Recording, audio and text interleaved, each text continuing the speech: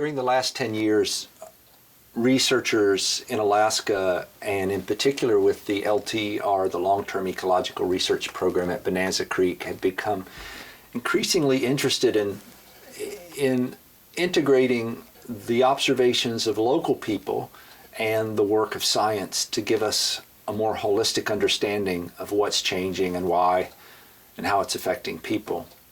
The Bonanza Creek LTER is part of a larger national network of 26 sites that were set up to study long-term patterns and change in populations, biogeochemical cycling, ecosystem function across major biomes, primarily in North America.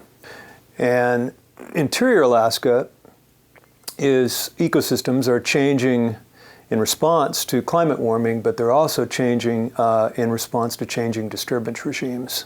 And so the LTER then is interested fundamentally in how these changing disturbance regimes primarily are influencing ecosystems here in interior Alaska, how that is translating to affect the land surface over large areas, how that's feeding back to affect the climate system, and then how it's affecting ecosystem services of importance to urban and rural people in Alaska. My name is Jason Mayrand, and I'm the mayor of the city of Nenana. Primarily it's fish and moose is what folks are after for the most part. But you always know when it comes into town because it's always getting handed out. There's always fish to go around, there's always moose to go around. And it is kind of important for the community. It's important, I'm sure, for the native community, but it's also important for the community as a whole. Everybody gets a piece of that. And it helps out tremendously over the long winters. I had my first fish net in when I was 11. I was out in the woods by myself at 11, so. I would go after school and I would go set traps or go hunting. I learned by observation. My dad taught me, but he never told me what to do. I probably started learning when I was 9 years old, and I learned how to drive a boat. In them days, it's the same as everybody else that live in the woods. You know, you have to make your living mostly off of the country. It's a system they call now, you know. And so you learn that. That's an every day of life thing. You automatically learn that because this is what you do. Part of a subsistence lifestyle is not making a distinction between when you're getting paid and when you're not. You're just doing and living. You collect money for part of it and part of it you don't. It's all work, but on the other hand, it's all play. So. But as far as this subsistence living and doing all this activity out in the woods and stuff, it's kind of a thing in the past now, it seems like. In my opinion, true subsistence started disappearing because what I call true subsistence means that your very life depends on the land. You'll die if you don't get your fish. Your dogs will die. That's subsistence. Perhaps the most fundamental issue about climate change is one of social justice. Climate change is caused by patterns of global consumption all around the world, but the impacts of climate change happen mainly at high latitudes where warming is happening most rapidly, and also it happens mostly for people that are closely tied to the land. The noticeable difference in the land around Nenana and my hunting area is the erosion from the river, from the thawing of the ground, the permafrost, and also the changing of the water. You might not think Alaska is having a drought, but I think we're having a drought. Been here a while. The land is drying up. All the lakes are drying up and they're draining out, and like the beaver and the animals that live in the water are moving to the river. Usually you see them in the lakes mostly, but now there's beaver all over the river because there's no water in the lakes. We'd go to a creek where we usually go hunt, and there's her just dry in the water. You can see that the water used to extend to a tree line, and now every single lake, there's water in the middle surrounded by grass, sedge grass, for hundreds of yards, and then there's the tree line, and you're looking at it drying up. You're saying, well, you can tell by looking, water used to be where the grass is. There are some places we don't go to anymore because there's no water going into that tributary anymore. We used to hunt ducks around town here in the fall. Now most of the places all dried up since then. Like the land is getting drier. The rivers are changing as I believe the permafrost is melting more, and that causes the rivers not to stay in their place as much as they used to. I'm seeing a lot more drastic undercuts on the river, where the river will cut in maybe as far as 50 feet and the bank will be hanging out 50 feet. You could even run your boat underneath it in a tunnel, and then that whole hunk of land is falling in. It's just amazing. Like, to lose 50 feet in a year is a big change. River erosion we've had to move a dog trail over, and next year it would erode again. You'd have to move. I guess erosion has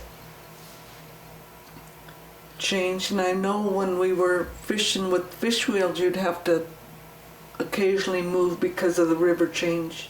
There was a pond back in there, wetlands, and it wasn't a lake or nothing, but it was wetlands, and the bank had eroded right up to it, and then that broke open that water, and so all the water drained out of it, and so now it's just dry.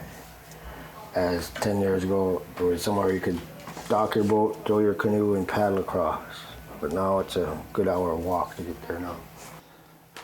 Currently, the fish camps and the hunting grounds that we usually land at, there's climbing trees that you go to on the river, and most of them have all fallen into the river. The rivers are losing their banks. The banks are caving in. People's native allotments are falling completely in the river. As the rivers shift now, we don't have that security that already is still there, and that the fish are moving in the same way.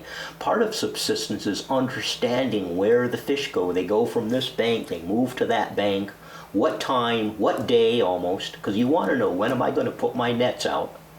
And when the ice is gone and the river moves around and there's more mud in the water and the current speed changes and there's new eddies and eddies are gone, now you have unpredictability. You don't know where the fish are, you don't know when they're arriving, you don't know where to put your net. Some of the biggest changes that have happened in response to climate change have been just changes in the hydrology of ecosystems, the relative input and output of water. Things are drying out. This causes more wildfire. It causes lakes to disappear. It causes changes in drainage. It causes changes in permafrost. So this makes a difference for people who've been adjusting their lives, their livelihoods to life on the land in response to what they've known to be the patterns over many generations.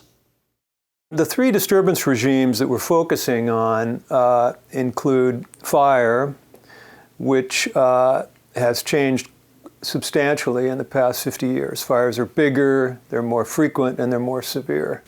And the next disturbance regime we're interested in is permafrost. Perhaps the most significant factor with permafrost thaw, though, is going to involve fire. And so if fire regime changes, it's quite likely that fire will be the driving factor for changes in permafrost distribution. And then the final kind of disturbance climate interaction we're interested in is how this will affect the outbreak behavior and movements of pests and pathogens. Maybe within the last 10 years, there's been some dramatic fires within the interior of Alaska. The firefighters stayed on our native allotment, and I got to stay in my cabin. And the first time they said they seen the fire roll through the hardwood, like it was rolling through spruce trees. There was a fire here, started out the road here, and it went up the river. And that was in, I think, 2007. And it burnt our country up. It looked like when we went to go look at it after it calmed down, it looked like you were walking on the moon. You know, the land is so dry, all that grass and leaves, that stirred up everything right there, you know that. Once it go up in flame, they just take off. It could have been a mistake to do all that suppressing, and now the old growth has become a problem. The fires now are hotter, the trees are bigger, the forests are more dense that should have burned 40 years ago. We let them grow for 40 years. Now it's a serious fire problem, a hot fire problem. You know, we have this scientific way of looking at the fire history, and you know, and it's good. We have, like, you know, pretty good fire records, and people have reconstructed those fire records, and so we know that there was big fires in this area or that area, but we don't know what the effects of those fires were for people who lived there. And I think a lot of times with local and traditional knowledge, they pass down, you know, if there was a big fire that came near their community, that's something that's passed down. People talk about it. And those kind of, that kind of information just is invaluable in terms of understanding how fire might be changing. We know that things are in constant change, and I think it's certainly something that a lot of people have seen throughout the state, not only researchers but local fishers as well. So there's some salmon that are doing well, and some salmon species such as coho, pink salmon, sockeye salmon, a lot of places throughout the state are doing really well, but Chinook, for whatever reason, are not doing well. And there's reason to believe that's ocean conditions, changing conditions in the ocean, that's making it more challenging for increasing mortality, more challenging to survive, and really causing havoc with the Chinook salmon. And there's reason to believe there's habitat changes in freshwater across the landscape that may be driving some of the changes in populations of Chinook. And years ago, there used to be big, great big king salmon, or Chinook they call them. And now, there's very few of them that get that big. There's a lot of them are small there. When I was young, we used to see fish that were 4 foot long, and that was pretty good average.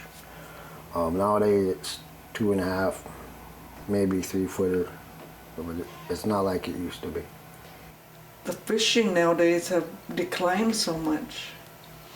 Back when my mom fished near Ferry on the Nenana River, she said the king salmon used to be huge. The head would fit in a 5-gallon bucket.